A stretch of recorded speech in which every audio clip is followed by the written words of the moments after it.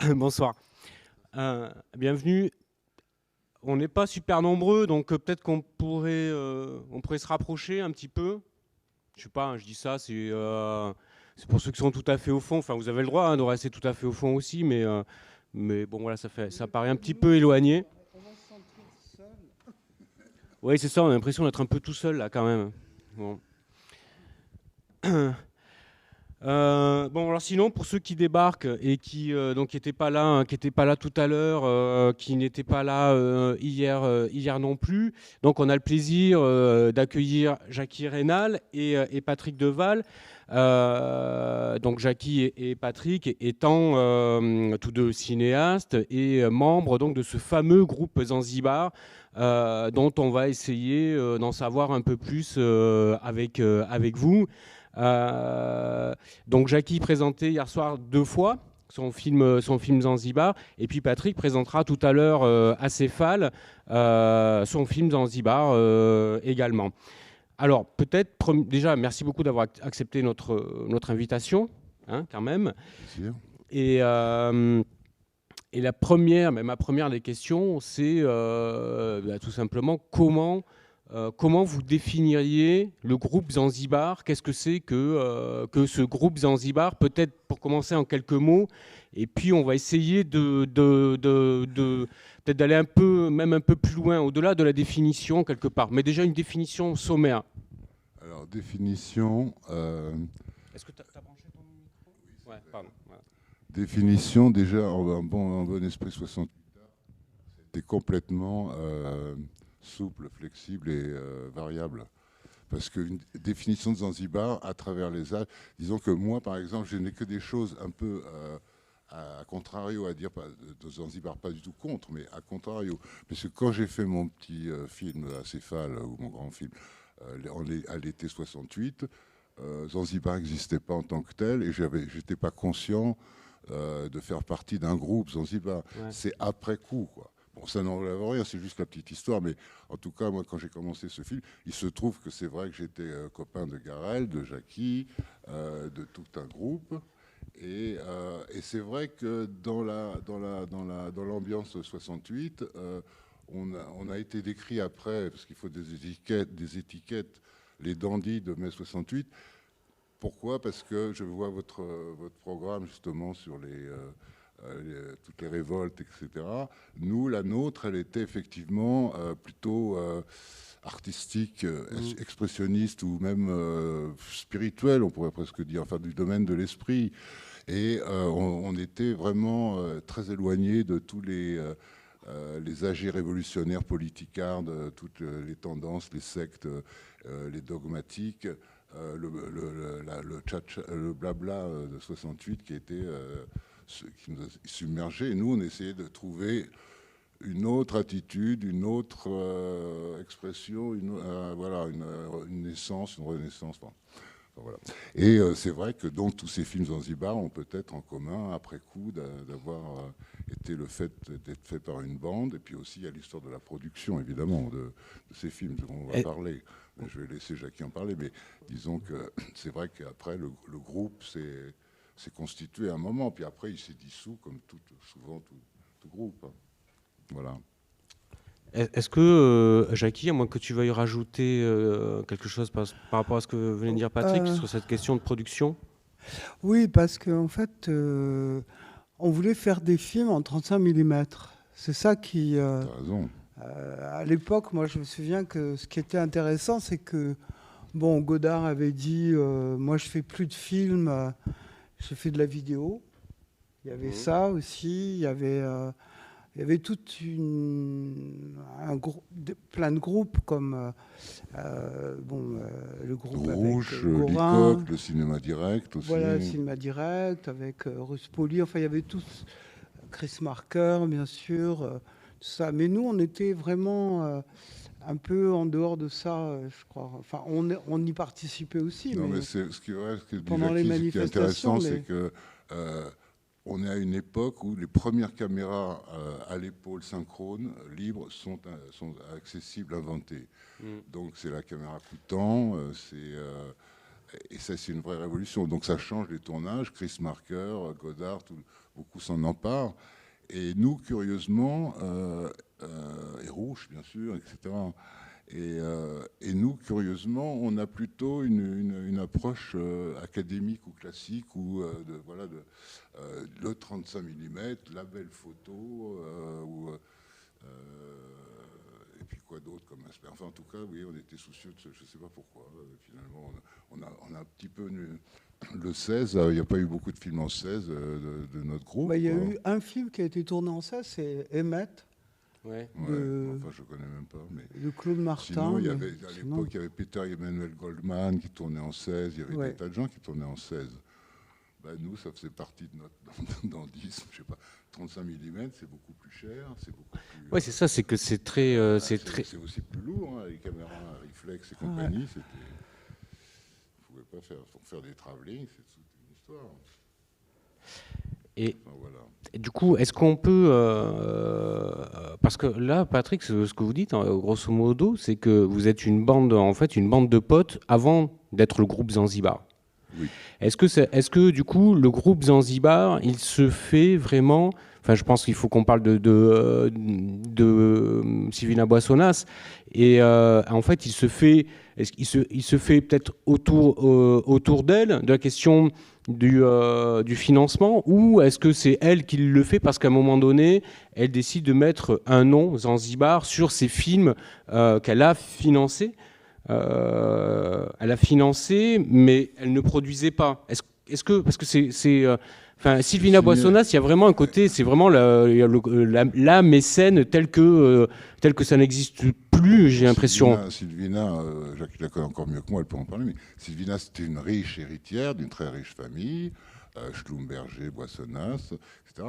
En 68, elle est elle-même amie avec quelques artistes, dont Olivier Mosset. Ouais. Et en 68, elle participe, que je sache, hein, moi je raconte son histoire telle que je l'ai reçue, elle a l'élan révolutionnaire et l'art pour tous, ou en tout cas pour ses amis.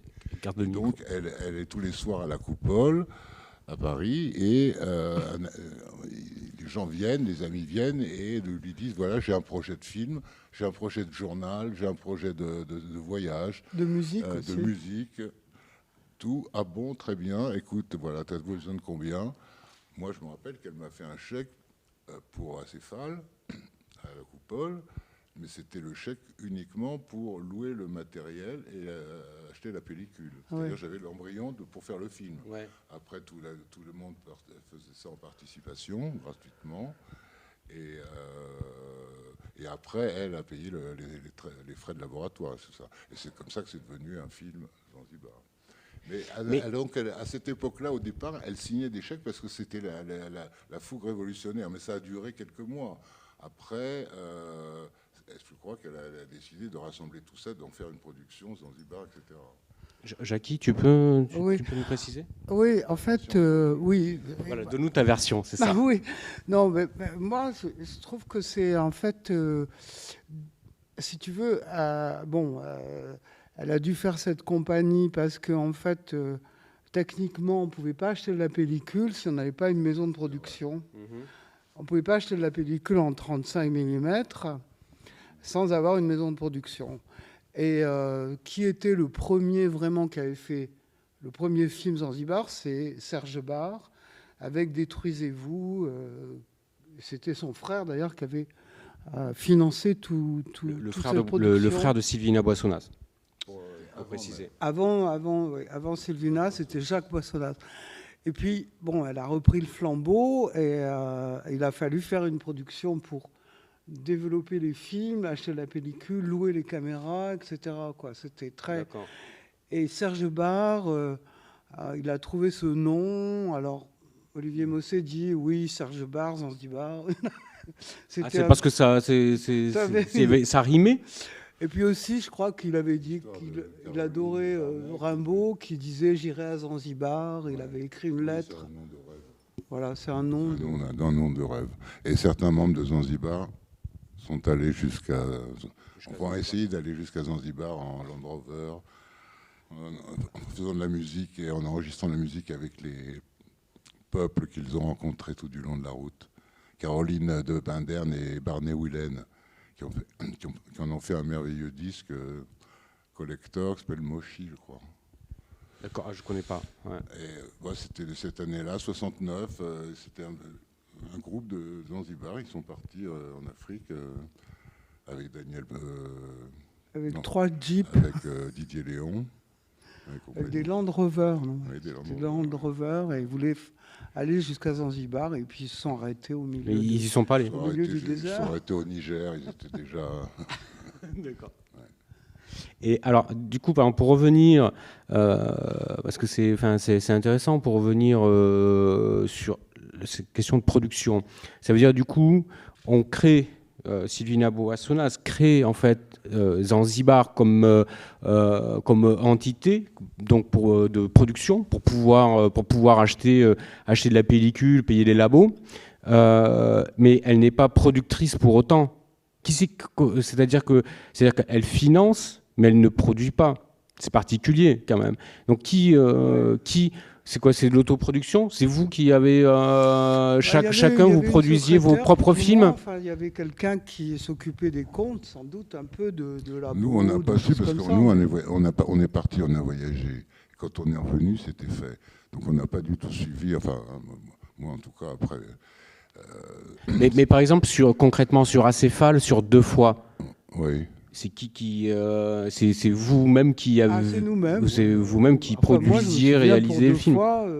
Je lui ai dit voilà, moi je veux partir à Barcelone, faire une aventure avec quelqu'un, et puis j'ai besoin de temps, 9 jours, c'est le loyer, l'hôtel, manger, louer la caméra.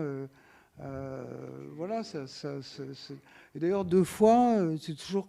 Moi, je pensais que Sylvina se faisait un peu arnaquer à un moment parce qu'elle donnait son argent à tout le monde. Et moi, j'ai dit, elle me dit, mais tu as besoin de combien? Et je pensais à 2 fois la pellicule, 2 fois le tirage. Ça me donnait un budget. Donc, j'avais, je ne sais plus, 5 000 €. C'était rien du tout. Enfin, c'était quelque chose, mais le noir et blanc n'était pas cher non plus à développer à l'époque, beaucoup moins cher que la couleur. On voulait surtout toi et Garel, on voulait tous faire des films en noir et blanc. Ça, c'était aussi très comme ça. Hein. Et donc, c'était très spontané. On n'avait aucun lien avec le business pour faire un scénario qu'elle devait regarder. Moi, j'ai carrément tourné une scène d'Acéphale chez elle, rue Timonier, enfin dans son appart, dans un de ses apparts qui était d'ailleurs vide. Qui appartenait d'ailleurs à Catherine Deneuve. Ah bon? Oui. Enchanté. On l'avait loué. L'appartement était vide. Non, mais c'est pour ça. On ne s'en souciait pas. Moi, j'ai rassemblé les quelques francs pour faire Acéphale. On l'a tourné. On l'a monté très, très sommairement à la hache.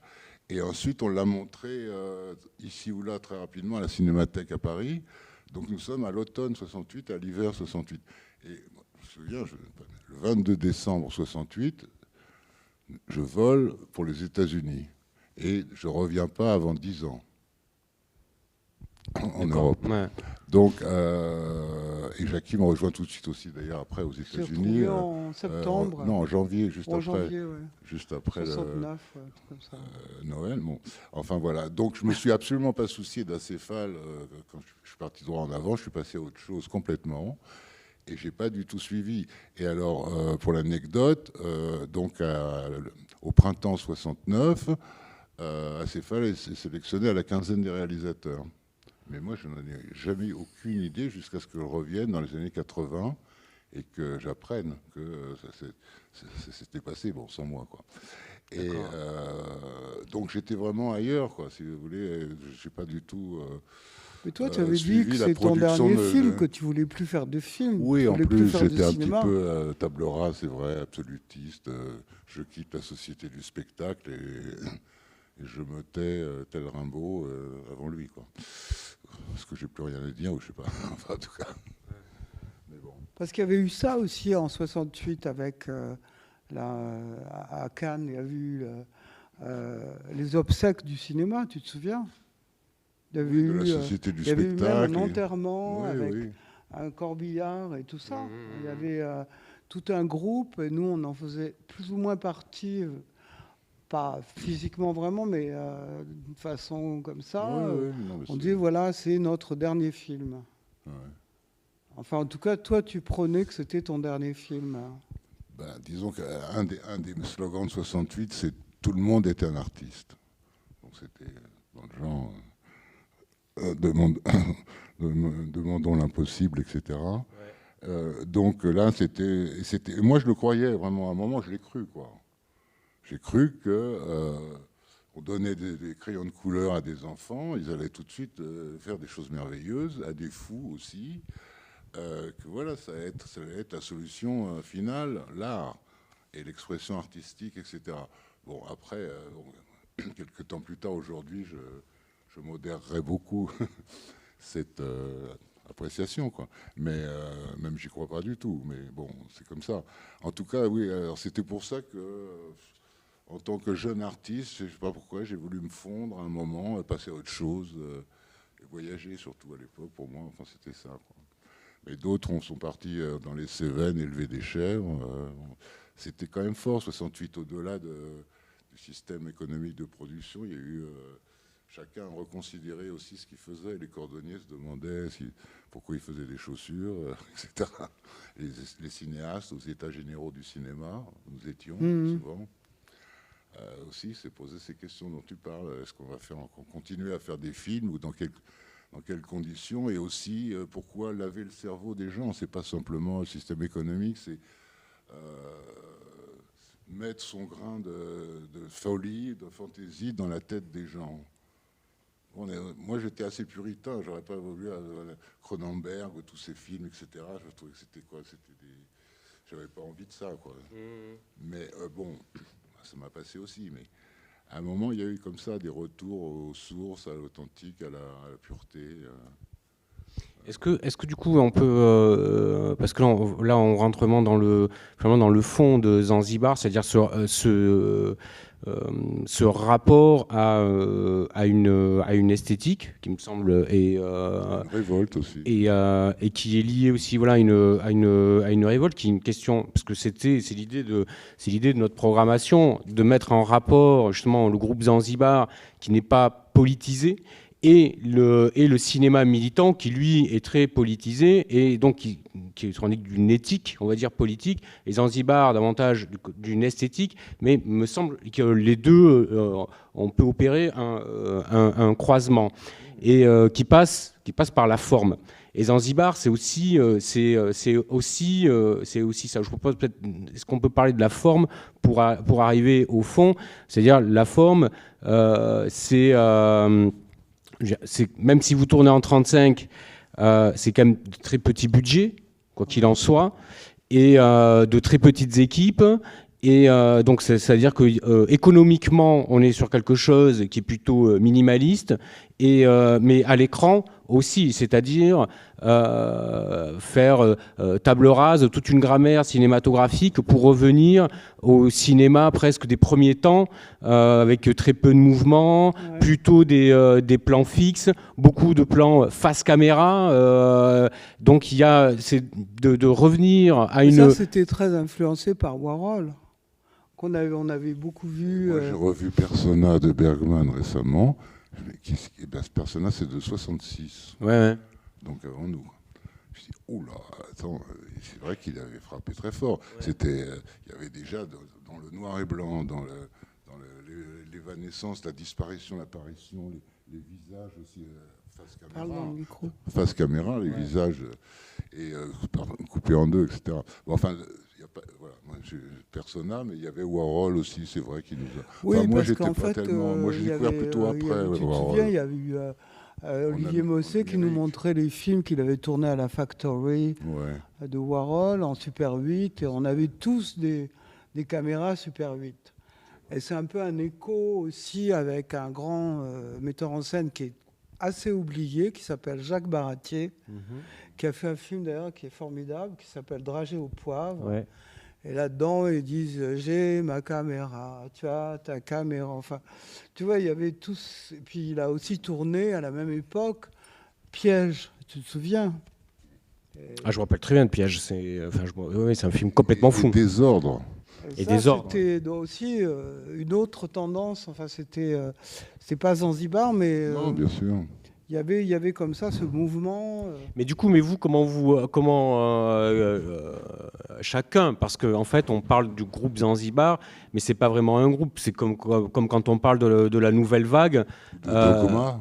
Pardon? Ou du groupe Dogma. Oui, ou du groupe Dogma.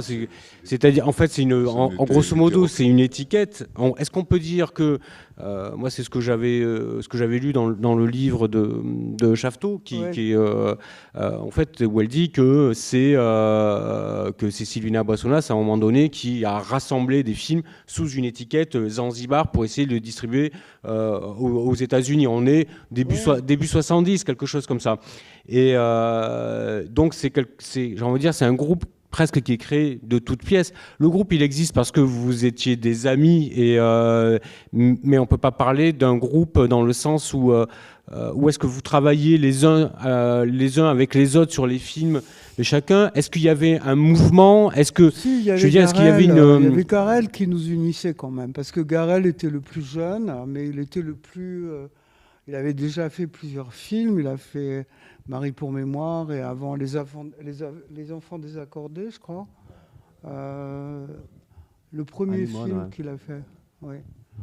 Oui, non, mais Garel, bon, il est dans la photo puisque j'utilise. C'était lui quand même. Michel Fournier est l'un des photographes d'Acéphale et c'était aussi le photographe favori de Garel. Donc on a partagé, c'est vrai, cet opérateur. Mais à part ça, bon, bah oui, Garel, il a sa personnalité, mais moi j'ai fait qu'un film, donc j'en ai fait un petit peu avant, mais voilà. Mais quand même, est-ce que vous partagiez une certaine idée du cinéma, ou disons une certaine idée de la fin du cinéma? Parce que quand même, dans tous vos films, si on reste sur vraiment le noyau dur, c'est-à-dire vous deux, Serge Barre, on est sur quelque chose qui est de l'ordre de la révolte, mais pas simplement contre la société. Enfin, il y a quelque chose aussi par rapport au cinéma. Est-ce que ça, c'est quelque chose dont vous parliez entre vous? Est-ce qu'il y avait une même idée qui me semble est sous-jacente dans chacun de vos films? Mais est-ce que c'est quelque chose qui était inconscient, ou est-ce que vous aviez conscience de le faire et de partager cette idée-là dans ce groupe qui n'en était peut-être pas? C'est une question intéressante. Et moi, je voudrais dire un truc. Moi, je connaissais Jackie depuis un âge tendre, et on a passé des années ensemble à la Cinémathèque française à téter la mamelle plantureuse de Henri Langlois et tous ses films. Et donc, c'était vraiment...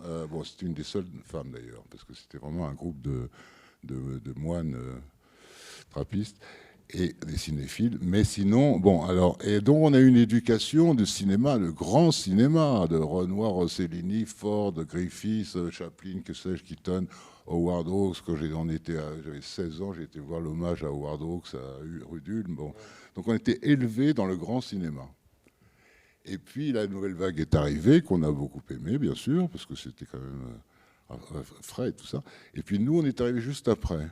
Oui, après la nouvelle vague, c'est-à-dire, il faut voir les années, 10 ans après, quoi.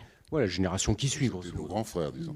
Ouais. Et pourquoi nous, on s'est lancé dans un cinéma qui n'est pas selon ce qu'on avait aimé dans notre jeunesse, c'est-à-dire un cinéma narratif,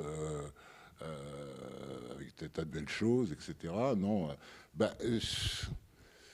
je ne sais pas. Moi, je mets ça sur le compte des testostérones juvéniles, enfin des hormones juvéniles, parce que on voulait faire autre chose, et quand c'est venu comme ça, quoi.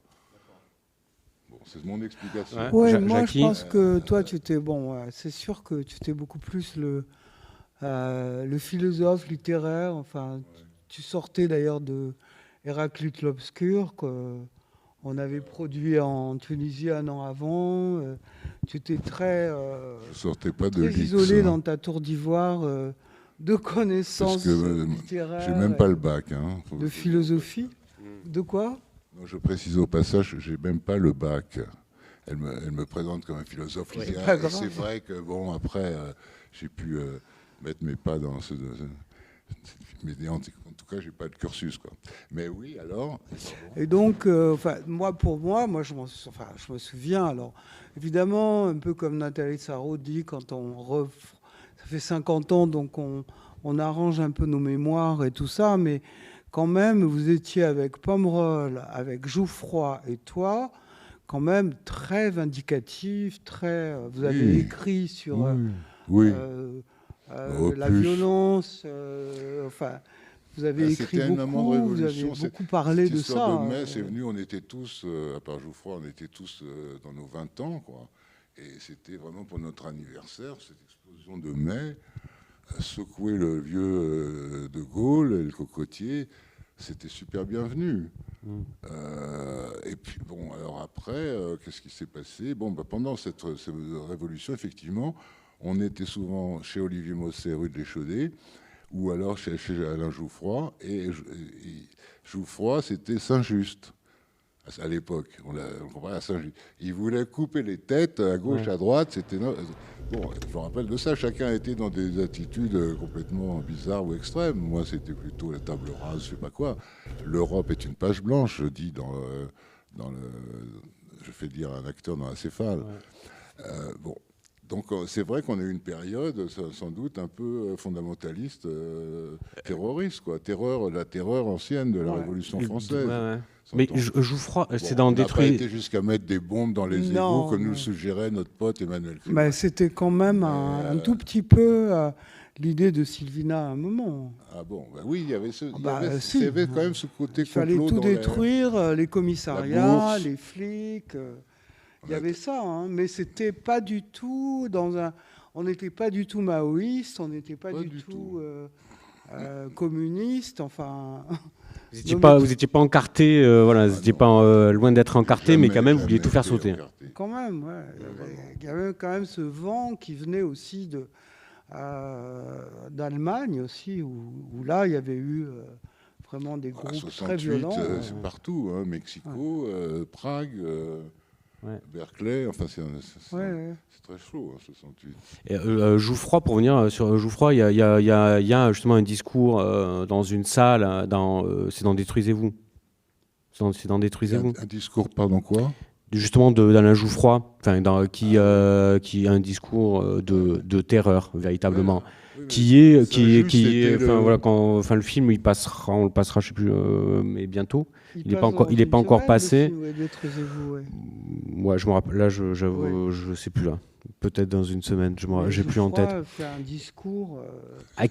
C'est hallucinant quand on écoute ça aujourd'hui. Ça a d'autres résonances, forcément, quoi. Mais bon, c'était il y a 50 ans et on était dans une autre, dans d'autres conjonctures, quoi. Mais et du coup, Jackie, puisque Patrick abordait la question, comme tu étais la seule femme, et donc, enfin, c'est pas rien d'être femme cinéaste. Et puis j'ai envie de dire en plus que tu étais monteuse aussi avant. Donc presque, j'ai envie de parler d'une double rébellion, quoi. Rébellion contre cette société machiste, surtout dans le cinéma. Quand même, et rébellion aussi presque de classe, c'est-à-dire de monteuse, de technicienne spécialisée à je prends la caméra et je vous emmerde un peu. Il y a un peu tout ça. C'est un peu ça, oui. C'est complètement ça, oui. Hein, et puis je peux faire aussi 2 plans, 3 plans. C'était ça, enfin, j'étais contre le montage, disons, classique. Et vous vouliez quand même partir de cette nouvelle vague. C'était la fin de la nouvelle vague. Enfin, c'est Douchet qui a dit ça. Il a dit « Tu as monté le dernier film de la nouvelle vague, c'est Paris vu par. Après Paris vu par, il n'y a plus la nouvelle vague. » Enfin bon, c'est une théorie.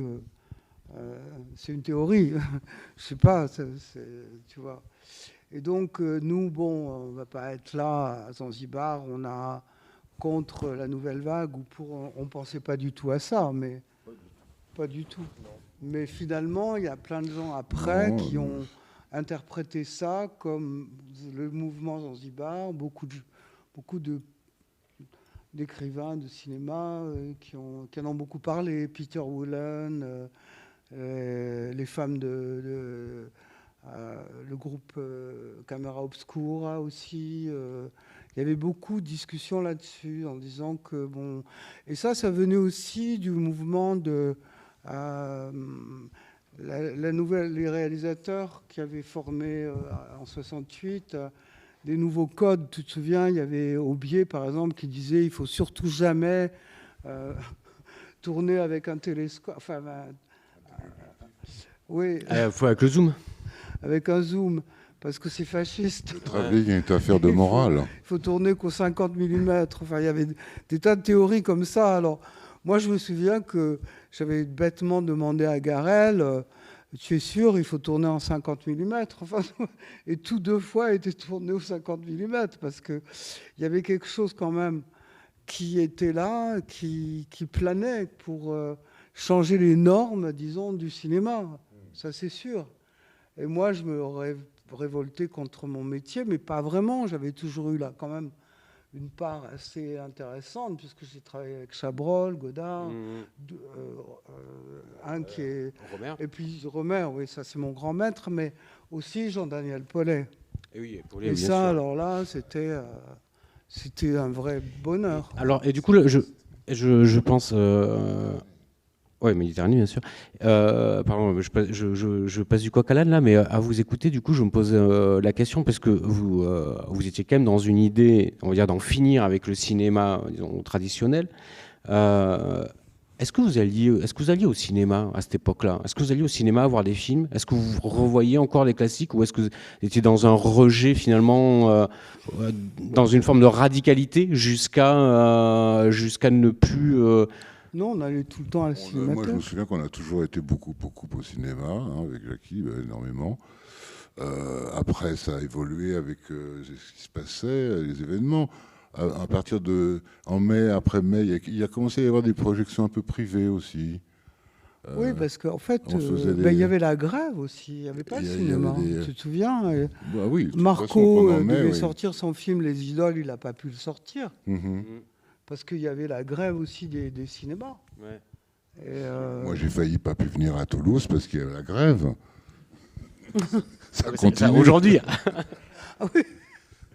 Eh ben, c'est pour rappeler, c'était il y a 50 ans, quoi, on y est. Ça, c'est... Donc, non. Enfin, c'était vraiment une libération pour nous. Enfin, moi, en tant que femme, c'était assez génial, quoi. Est-ce que c'était compliqué? Et est-ce que tu en as payé le prix? Est-ce que c'était... C'était compliqué finalement de se rebeller comme ça, je veux dire, contre un état de fait. Et est-ce que tu en as payé le prix après? C'est-à-dire, est-ce qu'on t'en a fait payer, est-ce qu'on t'a fait payer 2 fois? Oui, parce qu'à l'époque aussi, on en avait parlé hier soir. Oui, mais c'est pour les publics. À dîner, oui. C'était très corporatif quand même. Et moi, je me souviens, les monteurs, on était quand même très peu. Il n'y avait pas beaucoup de monteurs, et de monteuses, il y en avait beaucoup. Mais quand on était monteur, on n'était pas metteur en scène. Et là, avec 2 fois... Hein? Ça va pas tellement changer. Oui, ça dépend. Enfin, mais tu as le micro qui est bon. J'attends que... Et non, le truc, c'est que vraiment, enfin, 68, c'est enfoncer une porte ouverte. C'est que tout d'un coup, ça a libéré toute la parole. On allait écouter les situationnistes aussi. On allait beaucoup écouter Lacan. Il y avait plein de choses qui se passaient comme ça, qui étaient ouvertes à plein de choses, et que finalement, moi, je me souviens que quand même, il y avait des normes pour les monteurs et tout ça, surtout une femme. Moi, je me trouvais comme un peu une ouvrière spécialisée, quoi, tu vois. Et donc, le fait de faire quand même un film... J'avais fait un autre film en communauté avec Étienne Becker et Patrice Viers et Hortion sur Merce quand j'avais 18 ans. Ouais. Donc, c'était parce que bon, mais je me trouvais comme la monteuse à la fin, pas vraiment la cinéaste, tu vois. Tandis que 2 fois, ça a été vraiment, pour moi, le pavé dans la mare. On m'a dit, écoutez, Sylvia m'a dit, mais pourquoi tu es monteuse? Tu devrais faire des films. J'ai dit, mais écoute, je suis la monteuse de Romer, de tout ça, là, Garel. Elle me dit, non, mais je te donne tout ce que tu veux pour faire ton... Et c'était comme ça, enfin, c'était très spontané, mais... Et donc, moi, ça m'a libéré, bien sûr, parce que d'abord, bon, bah, voilà, quand même, c'est très beau d'avoir un budget que tu veux, comme tu veux, de ne pas avoir de script.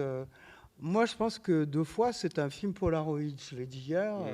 C'est pas mon film vraiment, parce que c'est un film qui a été fait à 3. Je joue dedans en plus. Et bon, j'avais vraiment des idées très précises pour. Je voulais exprimer des tas de trucs et tout, mais c'est ça qui est beau dans les films Zanzibar de tourner en 35, c'est que c'est du documentaire, mais c'est quand même fictionnel. Enfin, je sais pas, tu vois, c'est du fait que justement la caméra 35, c'est quand même beaucoup plus lourd que si tu es comme ça. Donc, c'est des films, maintenant, en les revoyant, je trouve, ils font assez impressionnants, assez sérieux, assez beaux, parce que, oh, qu'est-ce que c'est beau, le noir et blanc, tourné avec cette pellicule Kodak, je ne sais plus, Tri-X ou Double X, enfin, c'est magnifique, quoi. C'est ça que moi, j'aime beaucoup de tout ça. Enfin, c'est tout du coup, oui, le travail de la photo, le travail de la photo est vraiment exceptionnel. Et pour pour toi, on Patrick, voyait Pasolini à l'époque. Je voyais quand même des films, oui, de l'époque, quoi, récents, qui me frappaient quand même. Et qui étaient autre chose que enfin, qui continuait le grand cinéma. Mais Pasolini, c'est quand même une espèce de grand frère. D'autant plus que moi, j'avais tourné un court-métrage sur un philosophe grec dans les ruines en Tunisie, avant Acéphale, s'appelait Héraclite l'Obscur. Et bon, Oedipe Roy, on l'a tourné en même temps, en fait. Donc, j'ai pas vu l'Oedipe Roy, mais enfin, il y avait vraiment une fraternité, bon, toute proportion gardée. Moi, c'était un petit court-métrage sur un péplum philosophique, mais avec un acteur en toge, etc., dans les ruines de la Tunisie. Mais bon, c'était à la même époque que Pasolini, oui, Oedipe Roy. Ouais. Et voilà, donc on avait quand même, on n'était pas complètement comme ça, pas isolé ou oui, sorti de nulle part. Je sais pas, il y avait des influences quand même et des fraternités, enfin dans l'air du temps, le fameux air du temps. Je sais plus qui d'autre, Jean Rouch, commençait à découvrir Jean Rouch. Moi, j'allais au musée de l'Homme souvent. Et voilà, j'ai commencé à découvrir le cinéma ethnologique. Ça a été aussi très fort pour moi. Et puis après, ça est devenu encore plus. Mais c'est là que j'ai découvert, quoi. Et ouais, ça fait partie de la vie de l'époque. Et c'était complètement directionnel pour nous, enfin pour moi, et puis même Jackie. Et ces films qu'on a fait, c'est vrai, comme elle le dit 2 fois, et Acéphale, c'est des espèces de cristallisation comme ça dans le temps de différents éléments. Et puis hop, c'est un petit miracle, quoi. Enfin, à chaque fois, ces films, c'est curieux, quoi. Ces 2 films-là en particulier, enfin un petit miracle, c'est pas non plus. Il y avait des éclosions comme ça. Il y avait Ruspoli aussi, tu te souviens? Alors Mario Ruspoli, c'était. Mario Ruspoli, c'était la caméra directe. Qui avait tourné à Lascaux, d'une façon privilégiée, mais ça c'était dans les années 60, qui a fait un très beau film sur Lascaux. Et puis tu sais, la fameuse histoire, il a été naufragé dans le pôle Nord sur un iceberg avec une caméra démontée, cassée, et tout seul. Et il a remonté la caméra et il a filmé les ours, etc. Ruspoli, c'était un prince. Mais ça, c'était Flair, tu sais, non? Non. C'est Ruspoli aussi. Ruspoli qui a fait ça, oui. Non, c'est pas Nanook de Flair. C'est pas Nanook. Oui, Nanook, c'était avant. C'était bien avant. Bien avant. Non, Ruspoli, je me rappelle bien, il a fait plusieurs films passionnants. J'ai oublié maintenant. Bah, il a fait les Hommes de la Baleine avec Chris Marker, La pêche à la baleine. Ouais. On avait vu tous ces films. On était très cinéphiles, en fait. C'est vrai. Non, mais on aurait pu imaginer, je sais pas, je me posais la question d'être en rupture aussi, parce que comme vous en parliez, il y avait cette idée de un petit Moi, peu d'en j'étais en finir, rupture, quand même mais d'en finir avec le après, cinéma. Acéphale, En tout quoi. cas, dans vos films, il y a quelque chose de définitif. Comme Oui, si c'était voilà, c'est le dernier film, un film qui est ah bah jeté oui, ça vraiment c'est ça. comme un pavé pour rester, Oui. pour rester sur la période, mais du coup qui sera pas, mais qui sera pas suivi, Oui, et peu importe qu'il soit suivi on n'était d'effets pas ou du tout pas, mais carriériste, non. non, là il y a quelque chose vraiment de la rupture. Donc c'est pour ça que je me disais, on pouvait aussi refuser toute forme de cinéma jusqu'à la cinéphilie, c'est-à-dire jusqu'au plaisir de spectateur à un moment donné, Ouais. pour passer complètement à autre chose. C'était ça C'est ma tellement question. vrai que Acéphale, j'ai fini Acéphale, et juste avant de partir donc, pour ce fameux voyage de 10 ans hors d'Europe, en décembre 68, j'ai tourné, non, justement, le jeu a été gommé. J'ai tourné un film qui n'avait même pas de titre, qu'on a appelé Acéphale bis, qui a été perdu depuis, mais qui est une caméra 35 mm avec un très très gros chargeur de bobine de 600 mètres. Je ne sais plus ce que c'était, la caméra américaine. C'était une Mitchell. Mitchell, ouais. posée dans un salon parisien de l'époque avec musique, coussin, patchouli et tout le machin. Et la caméra ne bouge pas. Et puis moi, je vais faire un tour, je me balade aussi. Et c'est juste un film aquarium. C'est celui-là, j'avais décidé que ce serait mon dernier film. Et donc, il a été tourné, il a été mis en boîte grâce à l'argent de Sylvina. C'était aussi un geste comme ça, complètement dispendieux. Et ce Acéphale bis, tu te rappelles, qui a été tourné en novembre, je crois, 68, ouais. Tourné, il y a eu quelques heures, donc, de scène, ça bougeait pas de mouvement de caméra. C'était le concept, c'était le film Aquarium. Et le film, il a avait disparu. été perdu, on Il n'a a jamais été perdu retrouvé par à LTC, on n'a jamais retrouvé. traces du négatif. Mais il y avait aussi beaucoup de Détruisez-vous a été perdu, le négatif a été détruit. Ouais. Parce qu'il y avait aussi quand même dans les labos des mouvements syndicalistes qui étaient très contre nous. Ça, tu l'as pas su. Ah bon, c'est Ah quoi bah cette oui, histoire? oui, oui. Ah non, j'ai jamais entendu parler de ça. C'était pas du tout. Moi, enfin. Tu veux dire quoi, que dans les labos, des personnes mal intentionnées Tu te souviens pas, même ont- en Italie, on a eu ce problème. Oui, où ils voulaient pas ponctuellement, développer les films parce en mai. on était En mai, trop juin, dandy. il y a eu en mai, juin, il y a eu effectivement, enfin, on nous a rapporté, je ne sais plus à quel point c'est vrai ou si c'est la légende maintenant, mais que dans des labos, notamment italiens, des ouvriers syndiqués communistes voulaient pas travailler pour ce genre de je sais pas quoi, ils l'ont Oui, parce fait disparaître ou je sais pas quoi. Peut-être trop avant-garde, on n'était pas dans. Pour des questions, mais du coup pour des questions politiques. Oui, c'était pas politique ce qu'on faisait, c'était. Non, mais c'est-à-dire eux, je veux dire eux, ces ça ouvriers, rangeait une c'est- censure, de faire la censure, c'était incroyable, c'est vrai. Ouais, c'est ça. Mais bon, ça faisait partie des rumeurs de l'époque. On a essayé de faire développer, c'était en grève en France, on a essayé de faire développer des rushs en Italie. Les rushs ont disparu parce que les cocos les ont pris. En télégramme, c'était ça. D'accord. Alors après, les cocos en 68, ils ont pas le beau rôle. Hein. Jean Segui, bon. Non, bien sûr. Non, c'est pour ça, non, ça m'étonne pas pas. si- Ce serait enfin, pas, oui, ce c'était serait pas si étonnant Mais que ça. Après, non, ça c'est revenu à la normale, Non, disons. c'est pas, Mais il y a eu une période de flottement partout, quoi. Est-ce que vous aviez des rapports non, parce qu'en fait, vous êtes parti aux États-Unis quasiment en suivant. J'allais dire avec les groupes, avec de cinéma militant, j'entends. Parce que Jackie, par exemple, on le recevra très bientôt. Tu as tourné avec Jean-Denis Bonan dans La femme bourreau, et Jean-Denis Bonan ensuite a créé Ciné-Lutte. Il a participé, à Ciné-Lutte. On participait du tout. Jean-Denis Bonan, on l'a connu grâce à Nicolas Desvilles, tu te souviens? C'était son assistant à Nicolas Desvilles qui faisait des BD. Oui, c'est Nicolas Desvilles, je me rappelle bien. Mais Jean-Denis, un jour, m'a demandé de venir tourner. Moi, je l'ai pas connu, en fait. Scènes. Tu l'as pas connu, toi? Très peu, oui. Pratiquement pas. Ou alors peut-être... non, je me souviens pas. Lui, il était très politisé. Lui, il était. Ah, lui, il était très... Oui, effectivement. Bah oui, parce qu'après, c'était Ciné-Lutte, c'était Arc avant, les ateliers de recherche cinématographique, donc il était quand même assez impliqué. Il a fait ce film complètement fou en 68, La femme bourreau. La femme bourreau, c'est mai 68. C'est mai 68. C'est pendant les événements. En fait, de ce que je sais de l'histoire, c'est que pendant les événements, il tournait à la fois ce film, qui est une espèce de giallo un peu avant l'heure, et où Jackie se fait trucider. Et entre autres, parce qu'il y en a d'autres, hein, mais bon, voilà, tu te fais remarquablement trucider dans le film. Myriam Mézières dedans, il y a plein de...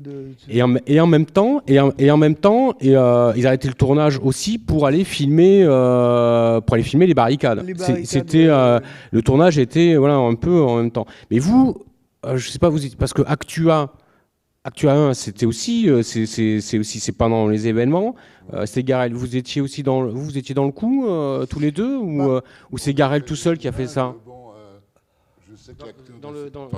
Je sais que c'est la voix dans Actua 1, c'est Laurent Condominas, c'est la voix.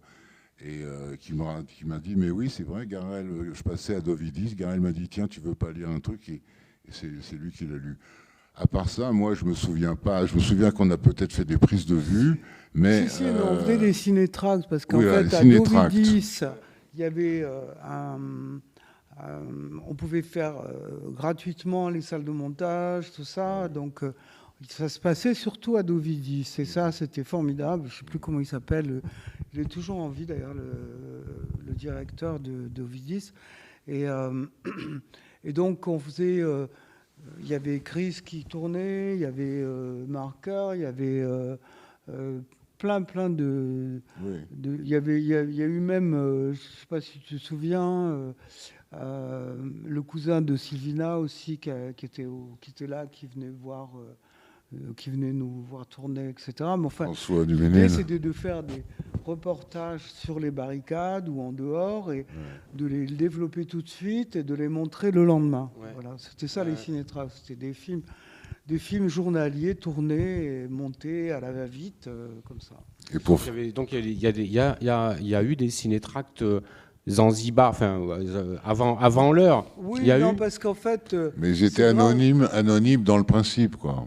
Ouais, oui, anonyme dans le principe. Il n'y avait pas de générique, il n'y avait rien du tout. Mais le truc, c'est qu'en fait, tu te souviens, il y a... mais vous en avez fait. Il y a Jouffroy qui avait une Lancia. Il avait une voiture décapotable, tu te souviens oui. Et donc, oui. nous, on était beaux, blonds, je sais pas quoi, avec des caméras, et on passait dans toutes les barricades. Les flics nous laissaient passer parce qu'on avait une voiture décapotable. Et ils croyaient que c'était pas du tout des gens qui les filmaient, en fait, ils filmaient les événements comme ça.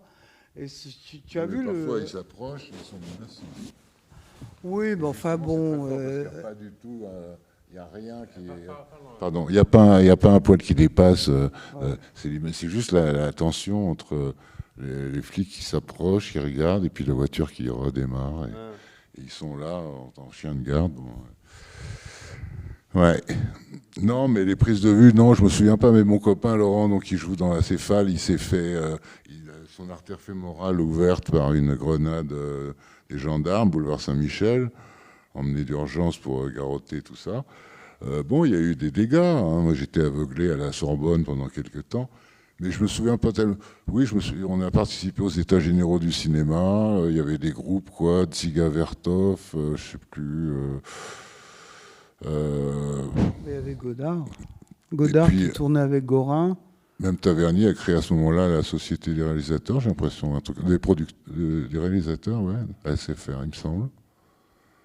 Enfin, il y avait... Comment ? Aux États généraux. Aux États généraux, ouais. C'est là que ça commence à bouillonner un peu. Ouais.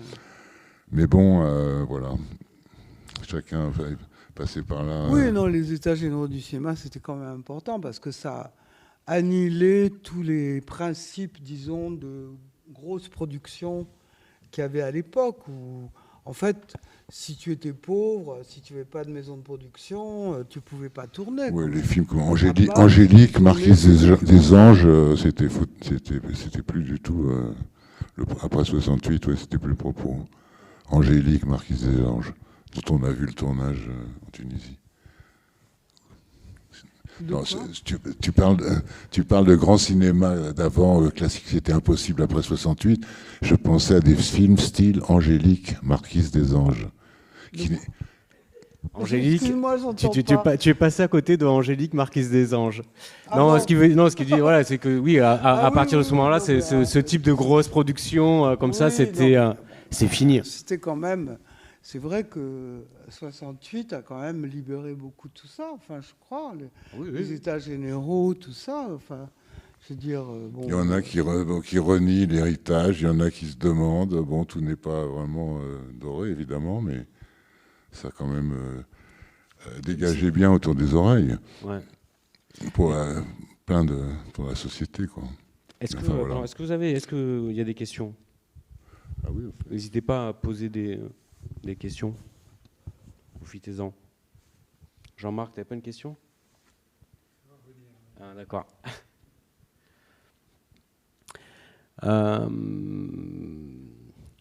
Qu'est-ce que je voulais dire du coup? C'était oui, c'était en fait de revenir peut-être sur cette question de philosophie quand même quoi. Il me semble qui est très présente. Je parlais tout à l'heure finalement de spiritualité ou de révolution spirituelle plus que politique.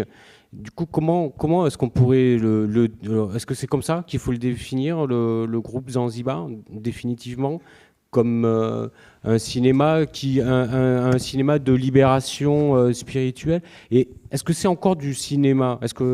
Ou est-ce que c'est déjà je sais pas, est-ce que c'est déjà de l'art contemporain? Est-ce que c'est encore du cinéma? Est-ce que c'est du cinéma expérimental, cinéma underground? Tout ça étant lié, Bon, j'essaie de lier le fond et la forme. Ouais.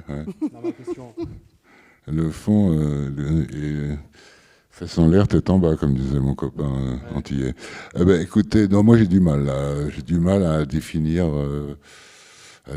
cet art. Mais c'est intéressant parce que on m'a déjà posé la question et c'est vrai que c'est un des trucs les plus intéressants, c'est votre responsabilité dans la société d'artistes qui s'expriment. Vous êtes peut-être des dandys au-dessus du sol. Vous n'avez pas de notion de ce qu'il faut, de l'insertion dans la société, de ce qu'il faudrait faire avec ça. Donc il y a des révoltes dans le genre de celles qu'on vient de voir vite de Pomerol qui ont l'air de mystique à l'état sauvage. Si cette formule de Claudel pour Rimbaud peut s'appliquer à Pomerol, je crois que elle est bienvenue, ouais. Et donc il y a ce côté-là, il y a ce côté de révolte fondamentale à la Artaud, nos grands maîtres. Alors c'est là qu'il faudra en venir justement à notre constellation, parce que moi quand j'étais jeune, comme je vous dis, j'ai pas le bac, j'ai fugué, j'ai quitté mon milieu et puis j'ai commencé à m'imbiber de poésie surréaliste, de Apollinaire, de René Char, de Michaud, de Artaud, etc. Donc c'est en dehors de la cinéphilie avec Henri Langlois et la découverte des voix du jazz aussi. Donc tout ça, c'est ça qui m'a fait, quoi, qui m'a porté. Et quand c'est arrivé la révolte de 68, comme en plus j'avais été au lycée Voltaire dans le 11e à Paris, qui est un lycée complètement trapu de gauchistes. J'aime bien les gauchistes, plus que les droitistes, mais quand même, gauchistes tous les jours à la sortie, des tracts, des machins, et les AG, etc., et les différentes sectes politiques. J'étais déjà gavé, et quand est arrivé 68, il y a eu ça aussi, mais il y a eu l'Odéon avec Julian Beck, et il y a eu aussi la Sorbonne avec tous les débats complètement fous. Donc il y a eu de tout, c'était très bien. Mais enfin, moi, voilà, donc dans mes films, c'est ça que j'ai sans doute fait passer un petit peu, c'est tout ce que cette planète, cette constellation d'artistes dont je vous parle. Je ne sais pas si j'ai bien répondu à la question. Si, oui. Jackie, toi tu te positionnes pareil que Ouais, Patrick sur ce côté enfin, plus spirituel, mais il y a une révolte, on était très intéressés aux révolte Beatles, poétique en on fait. était très intéressés aux Indes, à tout ce qui se passait aussi de la spiritualité. Ça, c'était peut-être post-68, mai 68, mais si, ça t'intéressait beaucoup. Ah D'ailleurs, tu as fait bah, des études de chinois, René tu allais aux oui, c'est vrai, Indes, j'ai fait 6 mois de chinois avec Serge au Danet. secours. Ah bah oui, Avec Serge Danet Danet. Ascensier. Bon, tu moi, ça m'avais a duré. passé des disques Moi, ça a que j'ai duré 6 passés à mois. Romergue. Il n'avait jamais entendu les Les Indiens amazoniens. trompettes tibétaines. Ah oui. Et ça, Ah c'était bah oui. en 66 Ouais. pour la collectionneuse. Et il dit, Ouais. ah bon, ça existe. Que j'ai mis dans C'est ça, oui, Héraclite. c'était tout azimut pour découvrir des tas de choses, des tas de civilisations. Premier concert de Ravi Shankar à Paris en 64. Moi, je suis là, Salgavo. je le- Bien sûr. Et donc, non, puis en plus, il faut voir le contexte historique toujours. Donc, c'est bien dire, le cadre, nous sommes première génération d'Européens après la décolonisation. Pour nous, brusquement, le Sud, où nos parents et grands-parents allaient avec la Bible et le fusil, nous, on peut y aller, ça s'ouvre, et on peut y aller pour pas prendre, mais pour apprendre. Alors, c'est une formule que j'ai déjà faite bien au point. Mais c'était ça l'histoire aussi, c'était très important. Et moi, quand Jackie parle de découverte des trompes tibétaines, c'était aussi les musiques pygmées ou amazoniennes, etc., etc. Et qu'à l'époque, ça existait. Enfin, il fallait aller au musée de l'homme pour trouver des trucs comme ça. Oui, C'était c'est pas, vrai, il y avait pas de la world music sonothèque, n'existait en plus, pas. il y avait rien. Donc, découvrir, j'ai eu un grand appel, moi, de toutes ces cultures autres, et de quitter l'Europe, etc. Ça, c'était un peu la suite logique pour moi, c'était d'aller voir ailleurs. Et ça fait partie de mon chemin dans les années 60, de découvrir autre chose. Et c'est vrai que c'est la décolonisation, c'est super important, parce que jusqu'en 62, c'était nos colonies, on ne voyageait pas de la même façon, quoi. Et là, après, brusquement, voilà. Ouais. Donc ça compte. Est-ce que toujours pas de questions? Parce qu'on on va approcher de la fin, donc je vais peut-être poser une dernière question si vous n'en avez pas, qui est parce que effectivement on est toujours resté autour de 68, les années qui ont suivi, 69, on dit grosso modo que le groupe c'est jusqu'à 72, mais vous étiez déjà parti en fait, quoi. Donc c'est vraiment, c'est très éphémère, il y a quelque chose comme de l'ordre du mouvement punk, je trouve, c'est vraiment comme une sorte de cri comme ça, de rage qui arrive, et ça dure un laps de temps très bref, et c'est fini. On est là pour, voilà, c'est le chaos, et il n'y a plus rien après. Et justement, c'est ça, c'est là ma question, c'est, il n'y a vraiment plus rien après. C'est-à-dire qu'il n'y a pas, Zanzibar n'a pas essaimé. C'est resté.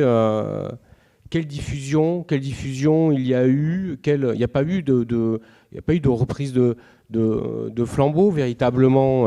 Aux États-Unis, quand même. Aux États-Unis, tu peux nous préciser? Puisque Ouais. Sylvina est allée avec ce catalogue que tu as toujours d'ailleurs. Oui, non, mais ce que veut dire, c'est qu'il n'y a pas eu de disciples ou de. C'est ça. À Berkeley, enfin, c'était pas. Oui, mais c'était non, mais pas- il parlerait d'autres cinéastes qui auraient été inspirés par ce mouvement, des disciples, tu vois, des émanations. Ouais. Non, moi, j'en connais pas. Mais bon, moi, pour l'anecdote, quand je suis rentré après mes 10 ans de voyage, j'ai croisé Garel à Paris, à la Une, et j'ai dit, Philippe, c'est incroyable, depuis que je suis parti, tu as fait 14 films. J'ai compté, tu as fait 14 films. C'est incroyable. Alors, lui, il me dit, mais toi, tu as beaucoup voyagé et tout, c'est super, c'est pareil, mon vieux, c'est bien. C'était sympa, c'était généreux de sa part, tu vois.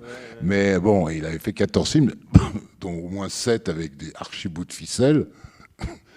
Mais donc, pour répondre à votre question, ce qui reste de Zanzibar, c'est dans l'esprit. Moi, je crois que c'est Garel, parce que c'est le seul qui est persisté à faire ses films et qui a toujours le même style et qui est vraiment la figure, quoi, qui reste. Les autres sont passés à autre chose ou sont morts.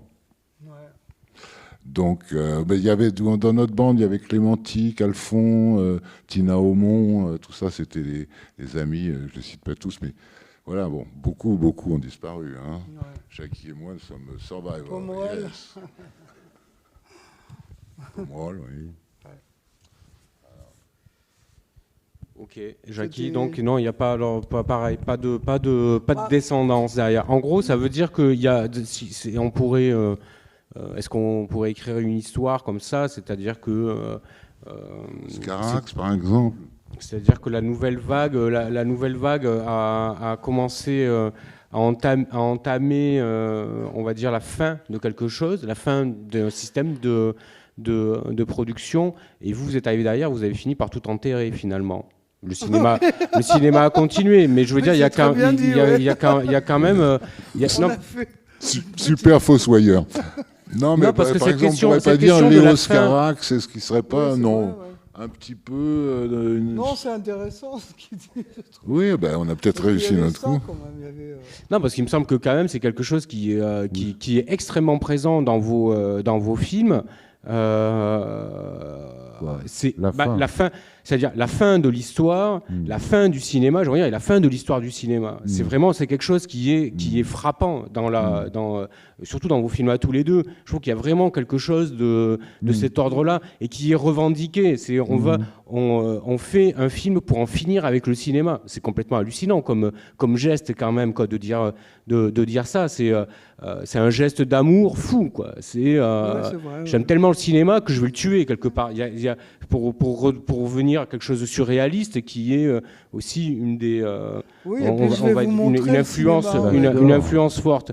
Et donc le cinéma, je vais vous montrer ce qu'est le cinéma Ouais. en le ramenant finalement à son essence même, en le dépouillant de tout le reste.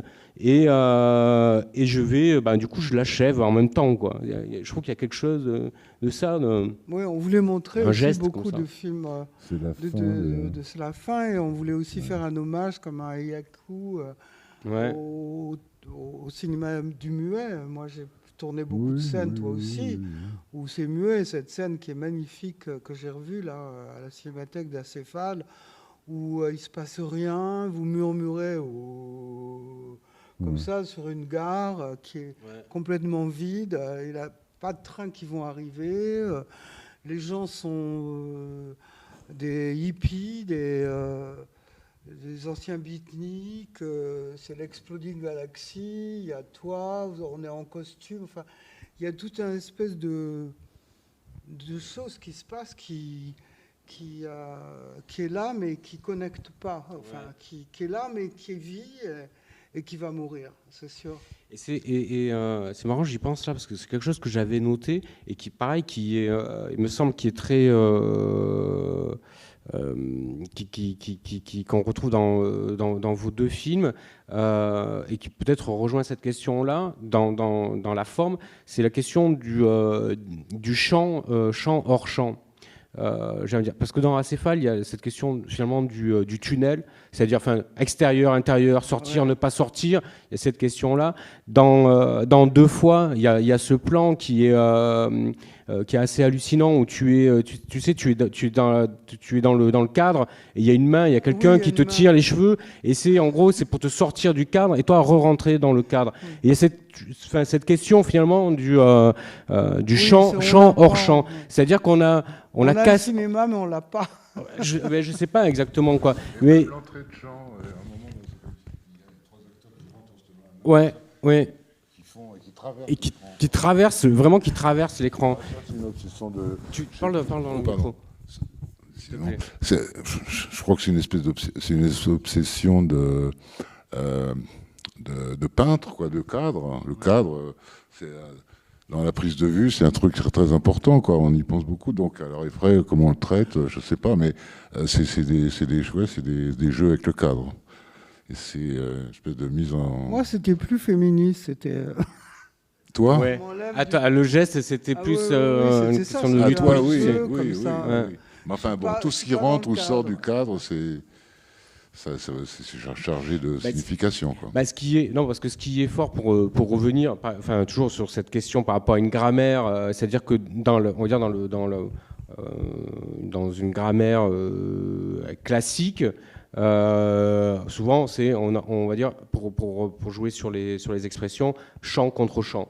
Oui. Et dans vos films, il n'y a pas de contre-chant. La Jamais. question, c'est chant hors chant. C'est-à-dire on passe à un autre niveau. C'est un autre langage. C'est inventé aussi un autre langage. C'est peut-être pour ça aussi on finira avec le cinéma.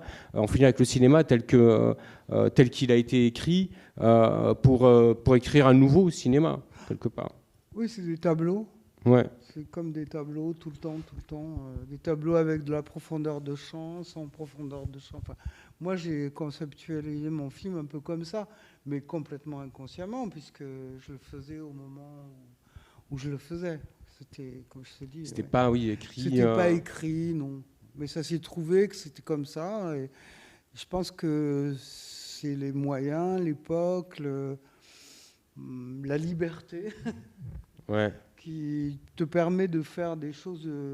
On va au-delà de. On veut toujours être au-delà de ce qu'on peut faire. Ça, c'est une question là, qu'on n'a pas évoquée, la question de l'écriture, par exemple. C'est-à-dire dans un scénario. Le scénario, il y a un travail d'écriture précis, préalable. S'il y a beaucoup d'improvisation, il y a quelques lignes. Non, Toi, tu écrivais beaucoup. Hein. Mais oui, mais pas pour Acéphale, en tout cas. Ah non, j'ai pas écrit de scène pour Acéphale. J'ai mis, allez hop, on fait une scène à Fontainebleau, on met ceci, tels et tels ingrédients, et c'est parti. Non, Acéphale, c'était pratiquement pas écrit non plus. Hein. Ça se voulait anti-narratif, c'était une succession de scènes. Ces scènes, je les portais en moi, c'était des scènes un peu de vision, quoi, qui me hantaient, que j'ai voulu faire. Et puis, bon, il y a des scènes qui sont écrites, puisqu'à un moment, il y a l'acteur lit un texte de Georges Bataille dans une salle de classe, donc ça c'est écrit évidemment. Mais oui, il y a aussi, c'est vrai, des phrases qui sont écrites. Il y a un petit dialogue.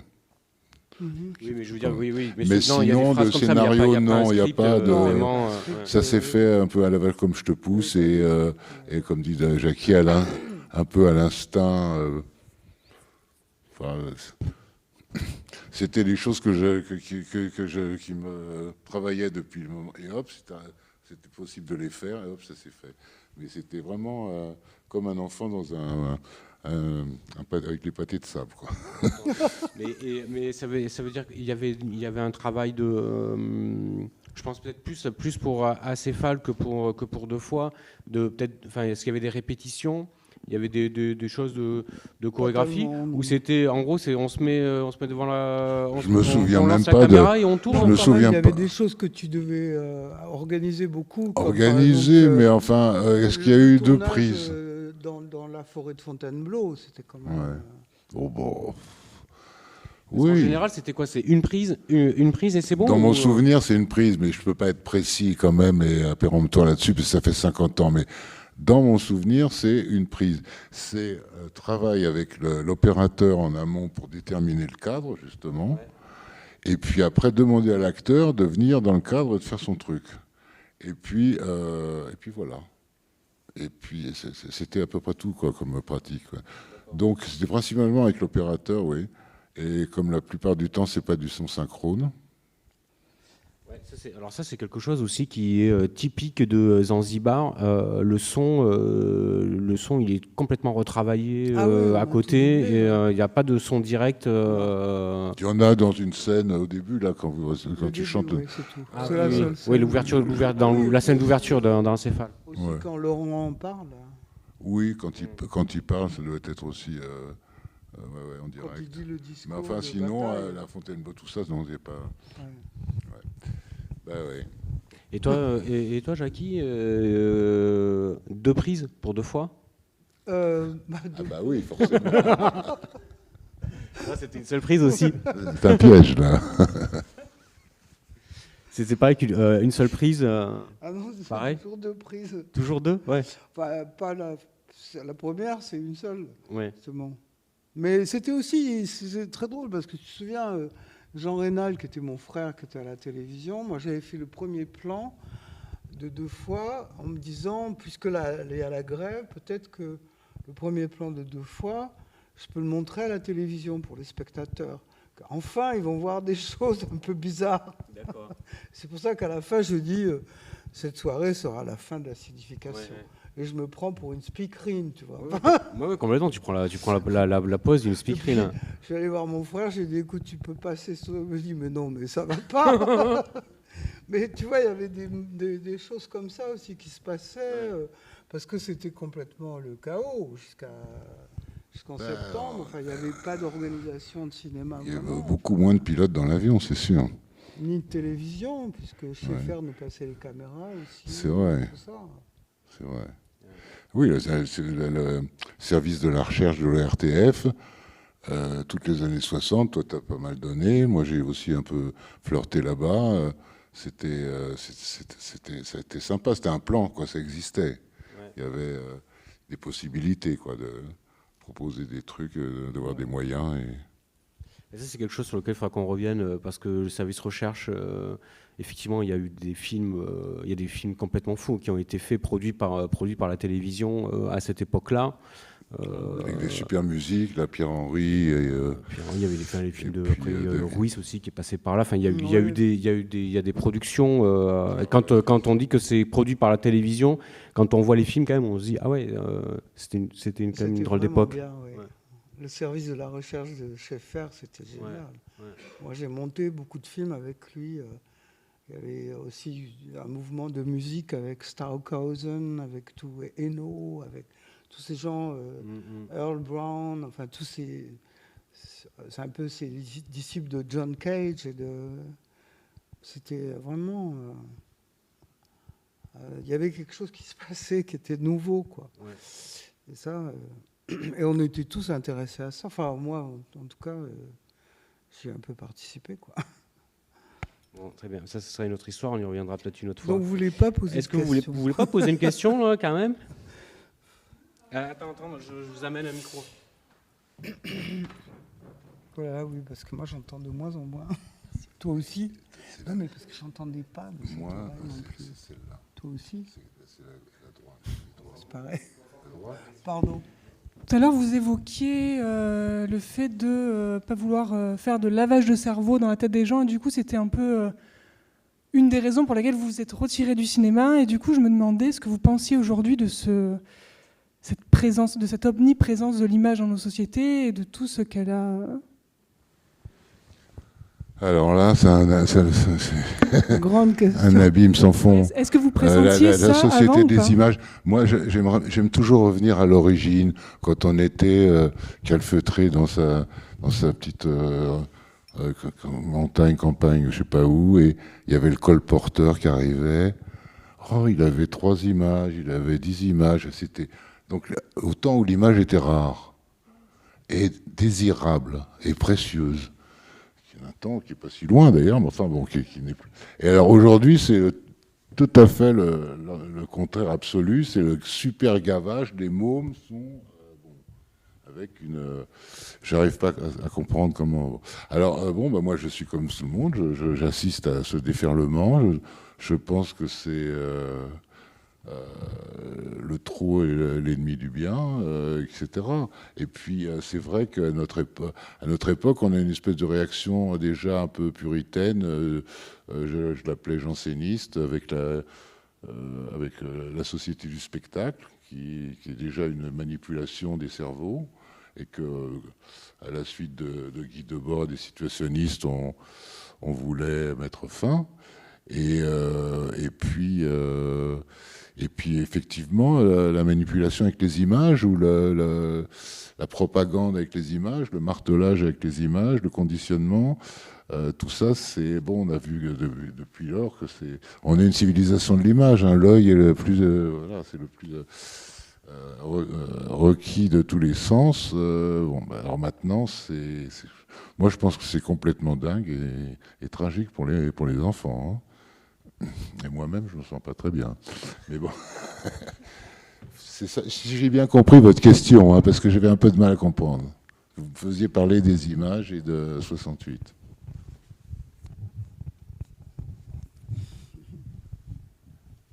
Allez, Jean-Marc, la dernière.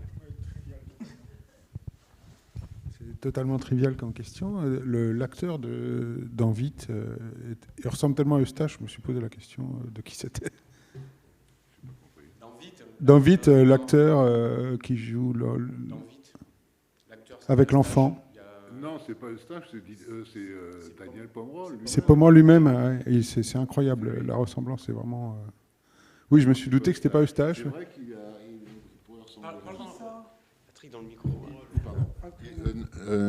Monsieur demande si dans Vite, c'est pas Eustache. Ah bon?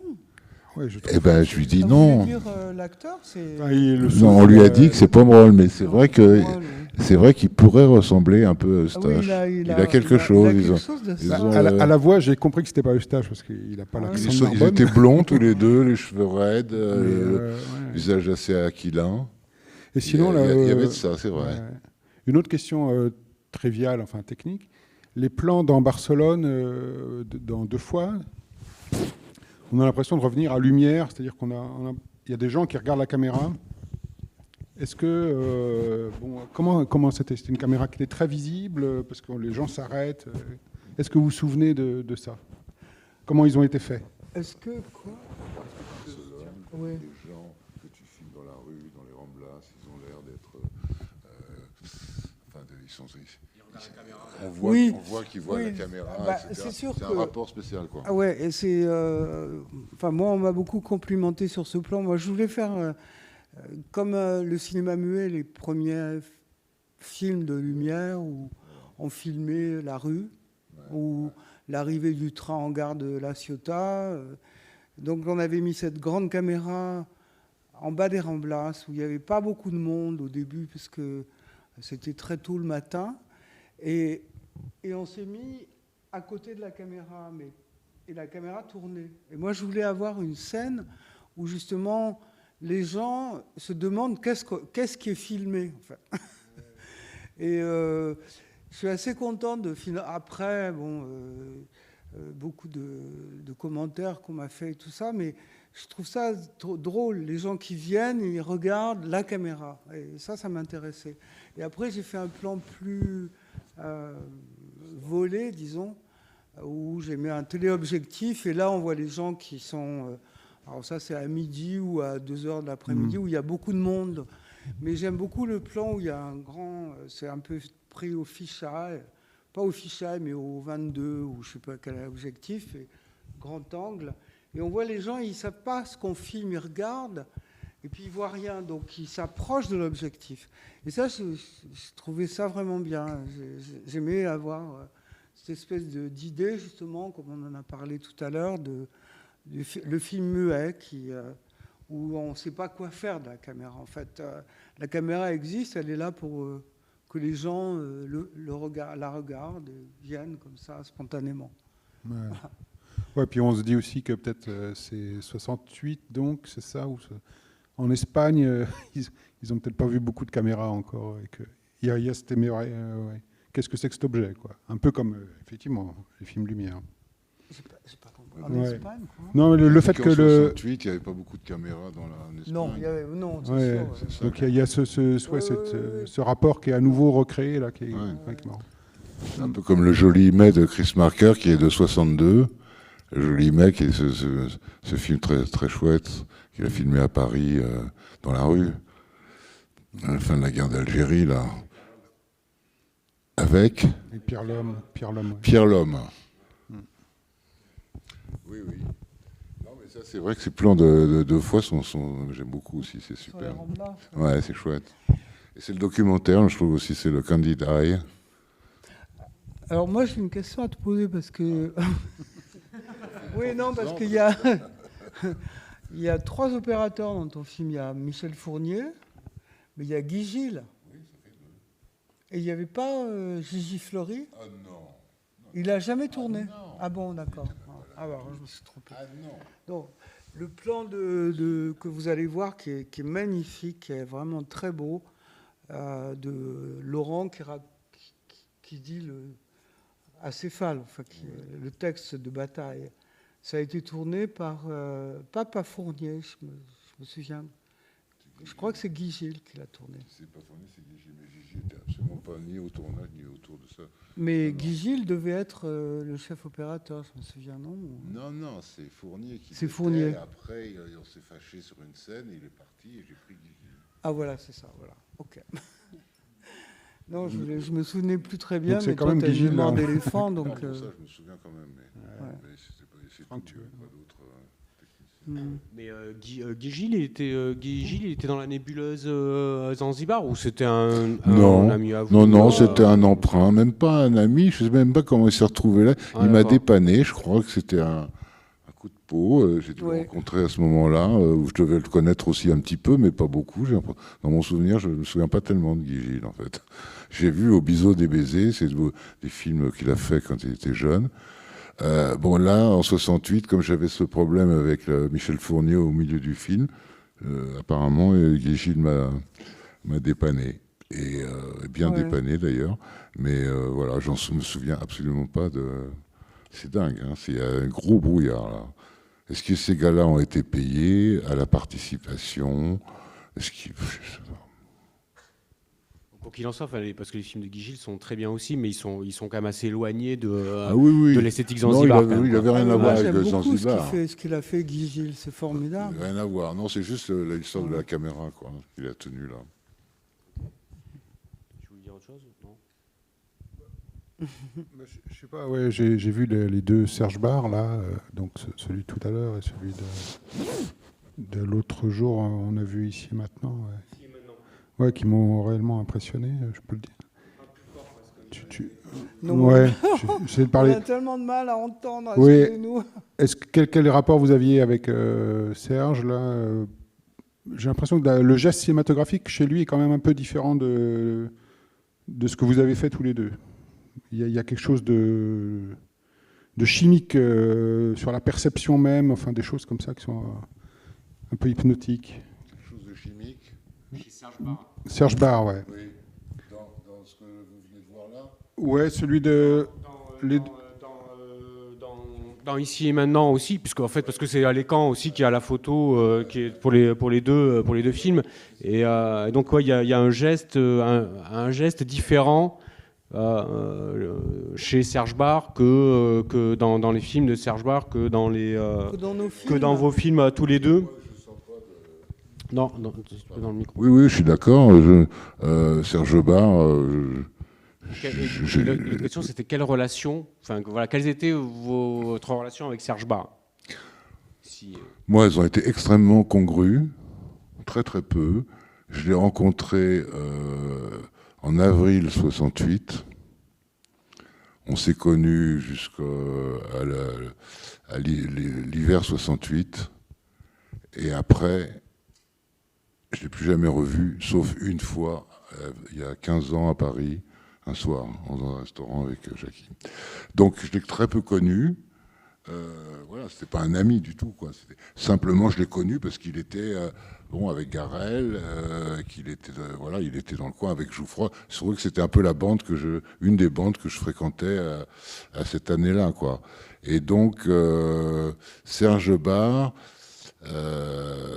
il était protestant et gaucher. Il est devenu musulman et droitier. Il prenait beaucoup d'acide et il tremblait comme ça. Et sur le tournage de la concentration, on était tous sur un tournage de la concentration au studio de Vidis avec un film de Garel, avec Jean-Pierre Léo et Zouzou en t-shirt et en slip, avec un micro en fil scotché sur la poitrine, en barboteuse, et puis le son qui réverbérait et tout. Beaucoup de LSD circulait, et Serge Bar est resté, je crois, 3 jours en espèce de ravissement comme ça, un peu à trembler légèrement. Il était déjà très très parti. Parce qu'il prenait du speed aussi. Ah, peut-être en plus et en sus. Mais donc, voilà, donc c'est Serge Barre, bon, voilà, moi je le connais pas plus que ça. Je l'ai vu, c'était à cette époque-là, on se connaît à peine, quoi, finalement. Et question influence de film, non, moi, on n'est pas dans la même planète, quoi. Lui, Et toi, Jackie, tu Bah, oui, non, moi, pas enfin, plus de j'ai monté le premier des Serge Barre, Détruisez-vous, donc je l'ai beaucoup connu, quoi. Il était très dandy, très impossible, très snob. Et à enfant la gâté. fois, il était très... Enfant gâté. Hein?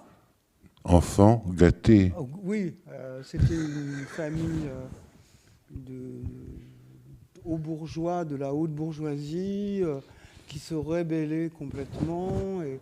Et on l'admirait beaucoup parce qu'il était tellement vindicatif, mais doucement. Enfin, c'était pas quelqu'un qui était violent du tout. Il ne hurlait pas, mais enfin, il disait était tous, très hautain, comme tous ça. à la casserole, tous à la lanterne.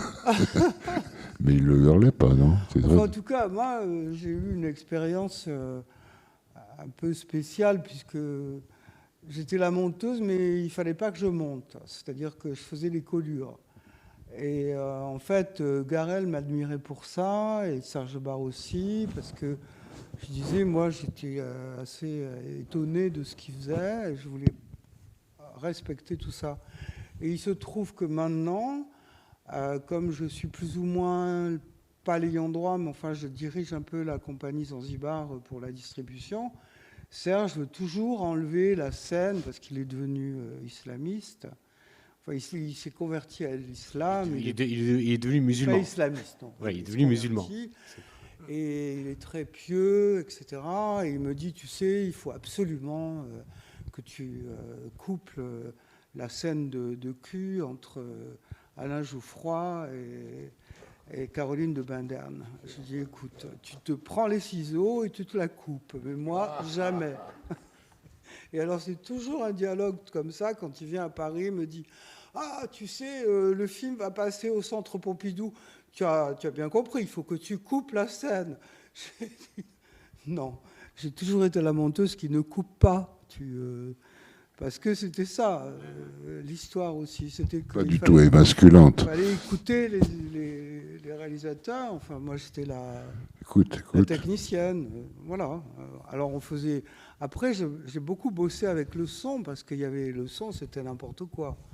Il y avait beaucoup de problèmes, parce qu'on avait oublié de mettre le son, ou que, justement, en tournant en 35, c'était pas très pratique non plus d'avoir un ingénieur du son. C'était compliqué, quoi. Donc, il fallait refaire.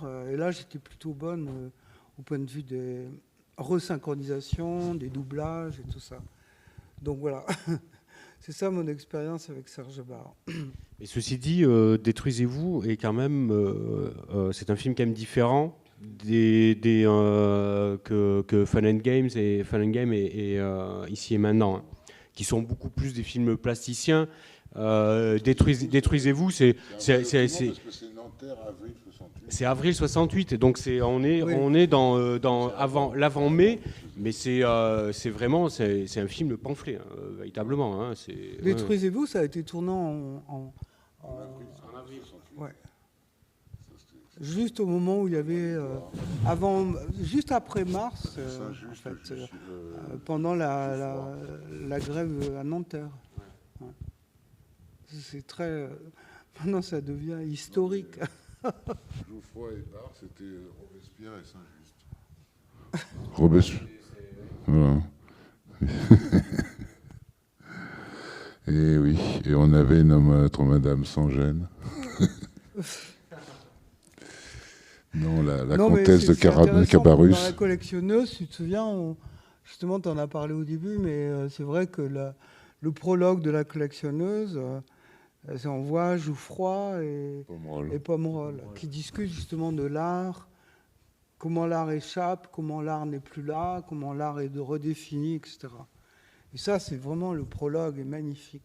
Et ça, c'est juste avant 68 aussi. Ça définit tout. Et c'est Romer, finalement, qui était vraiment à l'écoute aussi. Et ça, on oublie ça. On veut toujours le mettre dans une espèce de... Si je Je me souviens bien, même dans La guerre est finie de René, qui est de 66, donc à peu près sans doute la même époque que La collectionneuse, il y a une scène où il y a Montand qui visite un appartement bourgeois parisien, et il y a une discussion où déjà ils sont très remontés et ils sont prêts à mettre des bombes déjà. Hein. Il est question de ça. Sans parler évidemment de La chinoise de Godard. Donc c'est déjà dans l'air du temps, peut-être depuis déjà 2 ans, comme le lycée Voltaire dont vous parliez. Donc c'est pas quelque chose qui est arrivé comme ça. Mais pour parler peut-être des absents aussi, Garel, enfin, c'est une question peut-être un peu stupide, mais est-ce que vous auriez fait les films que vous avez faits avec Zanzibar s'il n'y avait pas eu les Garel ou ce qu'il avait fait un petit peu avant, même s'il n'a pas fait grand-chose encore en 68, mais... Il nous demande si on n'aurait pas fait les films, si on aurait fait les films qu'on a fait s'il n'y avait pas eu Garel. Ouais, si. Ouais. Difficile. Moi, j'ai rencontré Garel, justement. Nous l'avons rencontré en avril 68 au festival d'hier, dans le Var. Festival d'hier, qui était un festival de films expérimental ou différents. Et donc là, il y avait Bernadette Lafont. On a une photo de famille comme ça. Donc c'est là que nous nous sommes rencontrés. Et moi, j'avais déjà fait Héraclite l'Obscur, donc sans influence de Garel, puisque je ne connaissais pas. Et lui, et après ça, j'ai vu, donc après hier, j'ai dû voir Anémone et Marie pour mémoire, ces 2 premiers films. C'est comme ça que j'ai rencontré. Alors après que ça m'ait influencé pour Acéphale, c'est pas impossible. C'est pas impossible. C'est pas du tout impossible, je pourrais le reconnaître.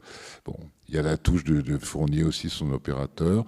Bon, on n'était pas tout à fait, on est un peu différents, quoi.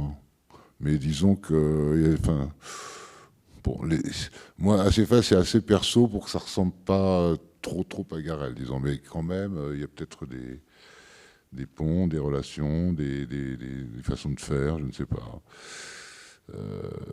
Qu'est-ce qu'on a en commun Moi, je suis moins papa-maman que lui. Hein. Il faut dire qu'il a un père. Lui, il est vraiment Sigmund Freud, quoi. Donc, chacun sa chacune. Mais... Non, moi, Garel, il m'a beaucoup influencé, ça c'est sûr. La caméra... Mais pas pour 2 fois aussi. Comment ? Pour 2 fois aussi. Pour ton film 2 fois. C'est-à-dire que 2 fois, moi j'étais en Espagne, j'avais pas choisi d'avoir un opérateur, sauf que je trouvais là-bas. Et quand j'ai fait des tests, et heureusement j'ai fait des tests, à ce point que quand j'ai vu les tests que j'avais fait avec un opérateur de télévision qui était bien, qui était un bon technicien, je me suis dit, oh là là, il comprend rien du tout à ce que je veux faire. Et donc j'ai appelé Garel et j'ai dit, écoute Philippe, excuse-moi, je suis à Barcelone, je dois filmer. Est-ce que tu peux me passer Fournier ? Il me dit non, Fournier il tourne. Mais par contre, André Weinfeld, qui avait fait une partie de la Marie pour mémoire, que j'adorais, il m'a dit André Weinfeld est libre, si tu veux. Voilà. Et Sylvina lui a donné un billet d'avion et il m'a rejoint. Et lui, ça a été le rêve. Parce qu'il avait beaucoup... C'était un opérateur artiste. Enfin, c'était quelqu'un qui avait beaucoup de... On était en osmose ensemble. On était vraiment comme on était à 3 à faire le film. Et ça, Garel... André était très influencé par Garel, parce qu'il avait fait 3 films avec lui. Il avait fait aussi... Les petits films pour la télévision et tout ça. Voilà. Donc pour moi, Garel, c'était quand même le chef de la bande. Disons, pour moi, personnellement, c'était de la bande Zanzibar. Enfin bon, c'était pas le chef, mais il n'y avait pas de chef. Il n'y avait pas de bande. Non. Non, moi, Marie pour mémoire et Anémone, ça m'a pas... Mais si tu veux, c'était une référence. Si jamais il y avait un problème pour moi, en tout cas, de caméra, de choses comme ça. Mais il y a des choses en commun. C'est quand même quelqu'un qui était très fort là-dessus. Ah oui, c'est un cinéaste, indéniablement. Il a sa griffe, il a son style, il a ses visions et tout. Non, c'est fort. C'est fort.